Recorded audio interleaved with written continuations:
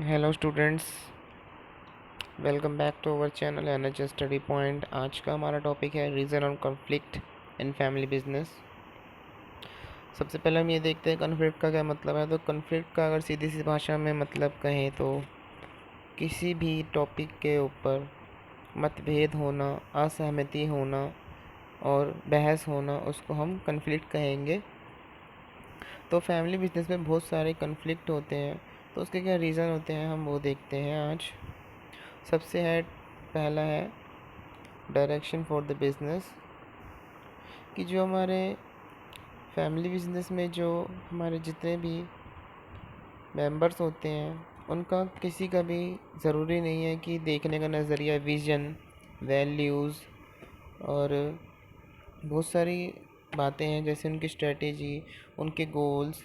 तो ये सब ज़रूरी नहीं है कि उनका हमेशा सेम ही हो, हर बार सेम नहीं होता, अलग भी होता है, जिसकी वजह से क्या होता है, कन्फ्लिक्ट बढ़ते हैं। तो इसका मतलब क्या है कि डायरेक्शन फॉर द बिज़नेस, की वो डायरेक्शन उन सबकी सेम नहीं है, अलग अलग दिशाओं में सब जा रहे हैं, सोचने का नज़रिया अलग है, देखने का नज़रिया अलग है, तो इस वजह से कन्फ्लिक्ट होते हैं। दूसरा है डिसीजन मेकिंग। जो हमारा फैमिली बिजनेस है ना, उसमें डिसीजन को लेकर बहुत से कन्फ्लिक्ट होते हैं, क्योंकि कोई मेंबर चाहता है कि ये डिसीजन हो, कोई मेंबर चाहता है कुछ और डिसीजन हो। क्योंकि ज़्यादातर जो फैमिली मेंबर्स होते हैं वो अपने ही हित के लिए डिसीजन करना चाहते हैं। अगर वो उनके उनके लिए फ़ायदेमंद नहीं होता है, प्रॉफिटेबल नहीं होता है, तो फिर वो कन्फ्लिक्ट करने लगते हैं। मतलब आपस में उनमें मतभेद होने लगते हैं कि नहीं, ये डिसीजन नहीं होगा, ये डिसीजन होगा। तो इस वजह से क्या होता है, कन्फ्लिक्ट जनरेट हो जाता है। दूसरा रीज़न था डिसीजन मेकिंग। तीसरा है roles and responsibilities. Roles and responsibilities मतलब फैमिली बिजनेस में रोल्स और रिस्पॉन्सिबिलिटी का क्लियर ना होना। मतलब मेंबर्स को अपने रोल्स और रिस्पॉन्सिबिलिटी के बारे में पता ना होना कि क्या रोल है, क्या रिस्पॉन्सिबिलिटी है, उस वजह से भी कन्फ्लिक्ट होता है। क्योंकि अगर उनको रिस्पॉन्सिबिलिटी, उत्तरदायित्व ही नहीं पता होंगे कि क्या करने हैं, क्या करना नहीं है, तो उस वजह से क्या होगा, मतभेद होने लगेंगे, आपस में लड़ाई झगड़े बढ़ने लगेंगे और कन्फ्लिक्ट जनरेट होगा।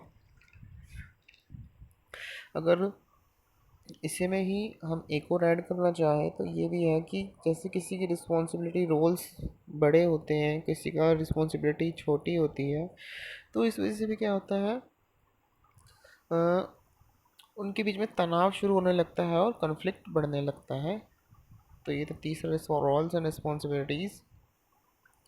चौथा है कंपनसेशन एंड बेनिफिट्स, कि जैसे हर फैमिली बिजनेस में होता है कि जो हमारे मेंबर्स होते हैं, जो हमारे बिजनेस पार्टनर्स होते हैं, जो भी बिजनेस वर्कर्स होते हैं, उनको क्या करते हैं, कंपनसेशन देते हैं, बेनिफिट्स देते हैं, रिवॉर्ड्स देते हैं। तो जैसे एक फैमिली बिजनेस में भी रेम्यूनरेशन, रिवॉर्ड्स दिया जाता है, तो इसके लिए भी फैमिली मेम्बर्स आपस में असहमत होते हैं। क्योंकि कभी कभार ऐसा होता है कि हर बार ऐसा नहीं होता कि सब मेंबर्स को रिवॉर्ड एक समान मिले, रेमुनरेशन एक समान मिले।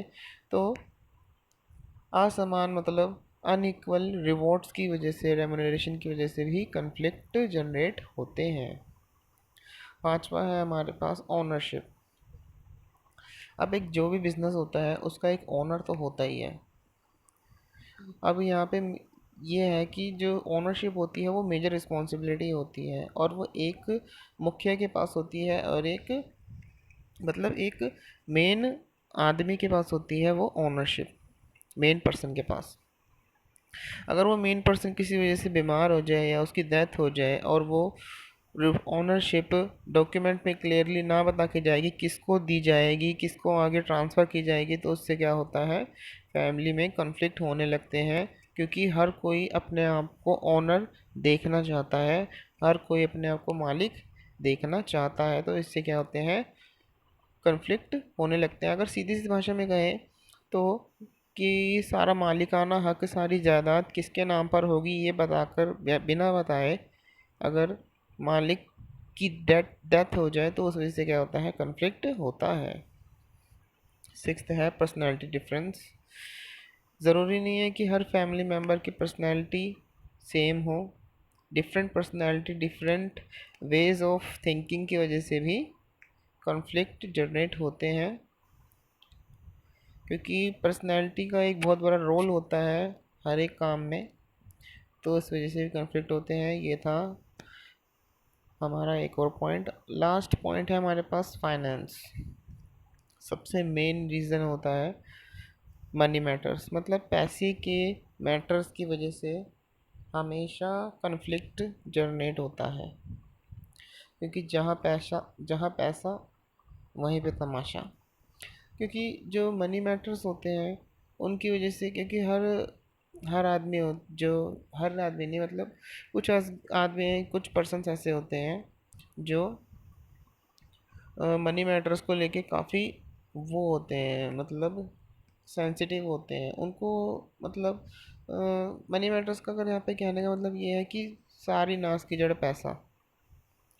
तो पैसे की वजह से ही सारे मेन कॉन्फ्लिक्ट होते हैं, सारे मतभेद होते हैं, क्योंकि हर मेंबर चाहता है कि उसको पैसा मिले, उसको पैसा मिले, उसको ही पैसा मिले, या उसको ना मिले, इसको ज़्यादा मिल गया, मुझे कम मिल गया। तो इस वजह से क्या होता है, कॉन्फ्लिक्ट जनरेट होता है। तो आज के लिए बस इतना ही। मिलते हैं नेक्स्ट टॉपिक में, नेक्स्ट वीडियो में। लाइक सब्सक्राइब करना ना भूलिएगा। Thank you.